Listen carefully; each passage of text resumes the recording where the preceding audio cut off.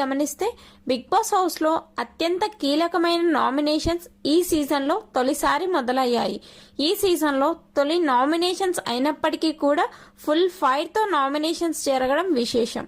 అయితే big boss ఇచ్చిన టాస్కుల్లో గెలిచి బిగ్ బాస్ హౌస్ చీఫ్గా గెలిచిన ముగ్గురు సభ్యులైన నిఖిల్, నైనిక, యష్మి ఈ వీక్ నామినేషన్స్ నుండి సేవ్ అయ్యారు. ఇక నామినేషన్స్ ప్రాసెస్ను ఒక జంగిల్ థీమ్తో ఏర్పాటు చేయడం జరిగింది. ప్రోమోని బట్టి చూస్తే సోనియా మొదటగా బేబక్కను నామినేట్ చేసి ఆ తర్వాత రీజన్స్ చెప్తూ మీరు ఇర్రెస్పాన్సిబుల్గా ఉన్నారు అని చెప్పింది. ఆ తర్వాత సోనియా ప్రేరణను నామినేట్ చేయడంతో ఇద్దరి మధ్య పెద్ద గొడవ చోటు చేసుకుంది.